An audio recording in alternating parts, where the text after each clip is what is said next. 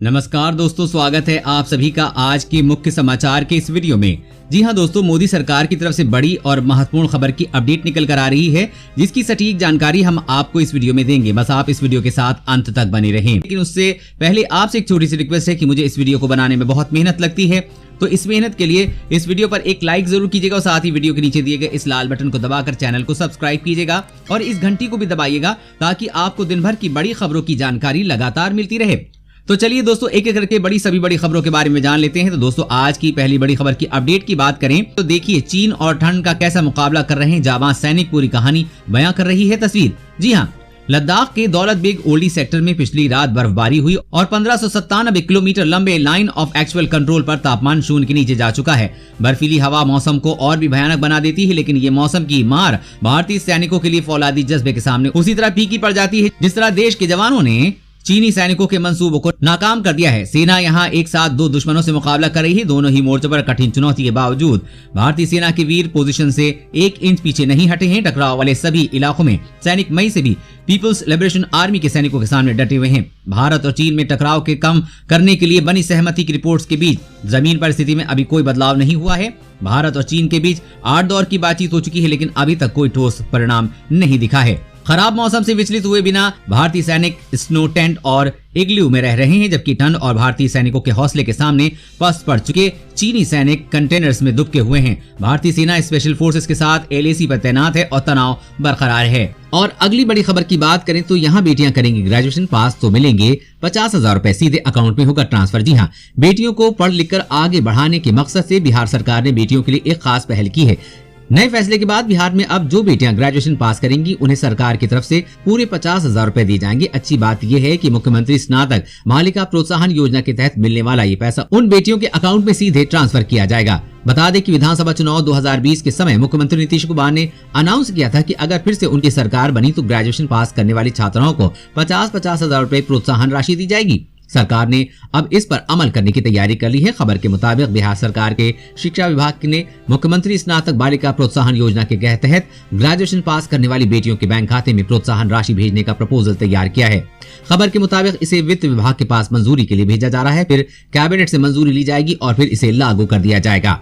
और अगली बड़ी खबर की बात करें तो योग गुरु बाबा रामदेव का दावा, मेरी दवा करती है कोरोना वायरस का इलाज। जी हां, योग गुरु बाबा रामदेव ने एक बार फिर कोविड-19 की विवादित क्रोनिल पर बड़ा बयान दिया है। रामदेव ने कहा है कि मेरी दवा क्रोनिल एक मेडिसिन है जो कोरोना वायरस का इलाज करने में सक्षम है। उन्होंने कहा कि क्रोनिल पर अगले 2-3 दिनों में वो एक प्रेस कॉन्फ्रेंस भी करने वाले हैं। लेकिन अभी ये खुलासा कर देता हूं कि क्रोनिल को लोग सिर्फ एक इम्यूनिटी बूस्टर समझते हैं, लेकिन क्रोनिल एक मेडिसिन है। अगर क्रोनिल दवा को कोरोना होने से पहले लेंगे तो कोरोना वायरस से बच जाएंगे। कोरोना होने के बाद लेंगे तो 7 से 10 दिन में भीतर कोरोना का उपचार हो जाएगा। योग गुरु रामदेव ने आगे कहा है कि कोरोना से ठीक होने के बाद भी अगर क्रोनिल दवा खाएंगे तो आगे तमाम तरह की बीमारियों से बच जाएंगे।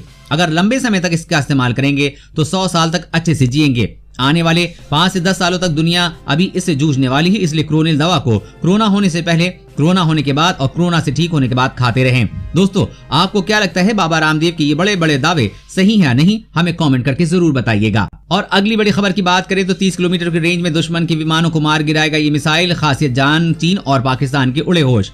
जी हाँ, भारत ने शुक्रवार को त्वरित प्रक्रिया वाली सतह से हवा में प्रहार करने वाली मिसाइल प्रणाली का सफल परीक्षण किया है। मिसाइल को परीक्षण के लिए ओडिशा के एक प्रक्षेपण स्थल में प्रक्षेपित किया गया और इससे मध्यम रेंज और मध्यम ऊंचाई पर पायलट रहित विमान को मार गिराया। Quick reaction surface to air missile से 30 किलोमीटर दूर से ही दुश्मन के विमान को उड़ाया जा सकता है। रक्षा सूत्रों के एक बयान में बताया गया है कि प्रणाली लक्ष्य का पता लगने और उस पर नजर रखने और ध्वस्त करने में सक्षम है। इस प्रणाली को भारतीय सेना की हमलावर टुकड़ी को हवाई रक्षा प्रदान करने के लिए डिजाइन किया गया है। इसे एक स्तरीय ठोस प्रणोदक रॉकेट मोटर से दागा गया है और उन्नत मिसाइल से भी स्वदेशी उप प्रणालियों का इस्तेमाल किया गया है। अधिकारियों ने बताया है कि करीब 30 किलोमीटर की रेंज में प्रहार करने वाली मिसाइल प्रणाली के सफल परीक्षण के बाद अब उसके व्यावसायिक उत्पादन का रास्ता साफ हो गया है। और अगली बड़ी खबर की बात तो डॉक्टरों का दावा, कोरोना से उबरे लोगों में फैल रहा है खतरनाक फंगल संक्रमण, खत्म कर देता है आंखों की रोशनी। जी हाँ, देश की राजधानी के प्रतिष्ठित सर गंगाराम अस्पताल के डॉक्टर्स ने दावा किया है कि कोविड-19 से उबर रहे कई लोगों में दुर्लभ और जानलेवा फंगल संक्रमण पाया जा रहा है। इसके चलते उनमें से लगभग आधे लोगों की आंखों की रोशनी खत्म हो गई है। अस्पताल के अधिकारियों ने सोमवार को ये दावा किया। उन्होंने कहा कि अस्पताल के आंख, नाक, कान, गला चिकित्सकों के सामने बीते 15 दिन में ऐसे 13 मामले आए हैं। डॉक्टर्स ने कहा है कि ये चिंताजनक समस्या दुर्लभ है। उन्होंने कहा कि कोविड-19 से होने वाला फंगल संक्रमण नई बात है। अस्पताल ने एक बयान में कहा है कि बीते 15 दिन में ENT चिकित्सकों के सामने कोविड-19 के चलते फंगल संक्रमण के शिकार 13 मामले सामने आए हैं, जिनमें से 50% मामलों में रोगियों की आंखों की रोशनी चली गई है। बता दें कि कोरोना वायरस धीरे धीरे घातक होता जा रहा है। और अगली बड़ी खबर की बात करें तो ठंड से कांप रहा था भिखारी, डीएसपी ने गाड़ी रोक कर देखा तो रह गए दंग। जी हाँ, क्या आपके साथ भी कभी ऐसा हुआ है कि आप किसी अनजान की मदद करने जाओ और वो आपकी जान पहचान का निकल आए, जिसको देखकर आप अपनी आंखों पर यकीन न कर पाएं कि जिस व्यक्ति को आप मदद करने आए हो वो आपका ही साथी है। मध्य प्रदेश के ग्वालियर से एक ऐसा ही मामला सामने आया है, जब डीएसपी सड़क किनारे बैठे एक भिखारी की मदद करने उसके पास पहुंचे तो दंग रह गए। वो भिखारी डीएसपी के बैच का ही ऑफिसर निकला। पिछले 10 साल से लापता घूम रहा ये भिखारी पुलिस अफसर रहा। उसका नाम मनीष मिश्रा है। 1999 बैच का ये पुलिस अधिकारी एक अचूक निशानेबाज रहा था। मिली जानकारी के मुताबिक मनीष मिश्रा एमपी के विभिन्न थानों में थानेदार के रूप में पदस्थ रहे हैं और 2005 तक पुलिस की नौकरी की, लेकिन धीरे धीरे उनकी मानसिक स्थिति खराब होने लगी, जिसके बाद उनका कई जगहों पर इलाज चला, लेकिन वो वहां से भाग निकले। परिवार वालों को भी नहीं पता चला कि ये कहां चले गए हैं। उनकी पत्नी ने भी उन्हें छोड़ दिया, बाद में तलाक ले लिया। धीरे धीरे भीख मांगने लगे। 10 सालों से वो ऐसे ही जिंदगी बिता रहे हैं, लेकिन अब दोनों अधिकारियों ने मनीष को एक समाज सेवी संस्था में भिजवाया है। वहाँ मनीष की देखभाल शुरू हो गई है। और अगली बड़ी खबर की बात करें तो चीन से तनाव के माहौल में भारतीय सेना को 15 दिन के युद्ध के लिए हथियार, गोला बारूद इकट्ठा करने की अनुमति। जी हां, चीन के साथ पूर्वी लद्दाख में महीने से चले आ रहे गतिरोध के बीच भारत ने अपने सैन्य बलों को 15 दिनों के बड़े युद्ध के लिए पर्याप्त हथियार और गोला बारूद का स्टॉक बढ़ाने को कहा है। संभावना है कि सैन्य बल उपकरण और गोला बारूद स्थानीय और विदेशी स्रोतों से खरीद सकते हैं और इसके लिए 50,000 करोड़ से ज्यादा का खर्च किया जा सकता है। इससे पहले सैन्य बल 10 दिनों तक के युद्ध के बराबर हथियार और गोला बारूद का संग्रह रखते थे, लेकिन इस बार न्यूनतम 15 दिनों के लेवल पर कर दिया गया है, ताकि चीन और पाकिस्तान की ओर से 2 फ्रंट पर युद्ध की स्थिति से सैन्य बल तैयार रहें। सरकारी सूत्रों ने बताया कि दुश्मन से 15 दिनों तक के गहन युद्ध के बराबर कुछ वेपन सिस्टम और गोला बारूद इकट्ठा किया जा रहा है। क्योंकि चीन LAC पे लगातार आक्रामक रुख अपना रहा है, इसीलिए भारत ने भी युद्ध की तैयारियां तेज कर दी हैं। और अगली बड़ी खबर की बात करें तो आम भारतीय की तरह बचत करते हैं प्रधानमंत्री नरेंद्र मोदी। जाने बैंक बैलेंस से लेकर उनकी संपत्तियों का लेटेस्ट ब्यौरा। जी हां, प्रधानमंत्री नरेंद्र मोदी की चल संपत्ति पिछले 15 महीने में 36.53 लाख रुपए बढ़ी है। वो आम भारतीयों की तरह अपनी अधिकांश कमाई बचत खाते में ही जमा करते हैं। प्रधानमंत्री ने हाल ही में अपनी संपत्ति और देनदारियों की घोषणा की है। पिछले वित्त वर्ष में पीएम मोदी की चल संपत्ति में 26.26% का इजाफा हुआ है। ये 1 करोड़ 40 लाख से बढ़कर 1 करोड़ 75 लाख हो गई है।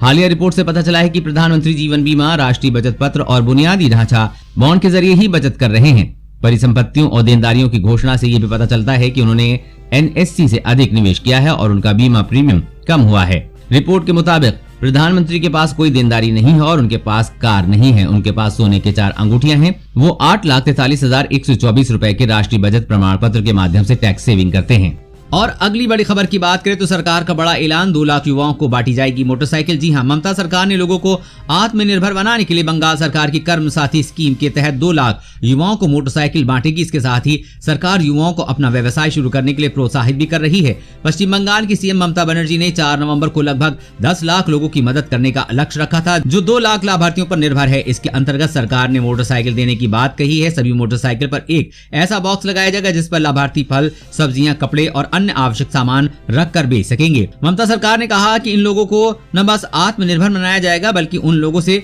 जुड़े लगभग 10 लाख लोग भी लाभान्वित होंगे। और अगली बड़ी खबर की बात करें तो ये कपड़े पहनकर किस चीनी सैनिकों को नजर नहीं आएंगे भारतीय सैनिक, LAC पे देंगे एसएमआर। जी हां, पूर्वी लद्दाख में वास्तविक नियंत्रण रेखा यानी कि LAC पे चीन और भारत के सैनिक करीब 8 महीने से आमने सामने डटे हुए हैं। भारत भी चीन के सामने झुकने वाला नहीं है। जहां चीन तकनीक के जरिए अपने सैनिकों को मजबूत रखने के फिराक में ही नजर आ रहा है, वहीं भारत भी इसका मुंह तोड़ जवाब देने की मंशा बनाकर बैठा है।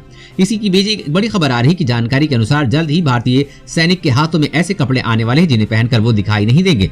दरअसल दक्षिण कोरिया इस दिशा में काम कर रहा है। यदि ये कारगर साबित होता है तो भारतीय सेना को ये उपलब्ध हो सकेगा।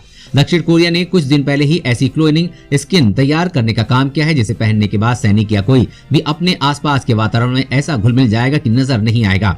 सैनिक इसे पहनने के बाद केवल 5 सेकंड के भीतर अपने आसपास के वातावरण में घुल मिल जाएगा।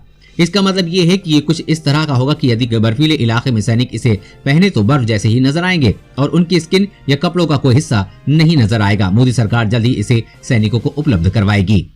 दोस्तों आज की खबरों में बस इतना ही। इसी तरह हर रोज काम की खबरें जानने के लिए आप हमेशा हमारे साथ जुड़े रहें। हमारे साथ जुड़ने के लिए वीडियो के नीचे दिए गए इस लाल बटन को दबाइए और साथ ही इस घंटी को भी दबाइए ताकि आपको हर खबर की सटीक जानकारी मिल सके। जय हिंद, धन्यवाद।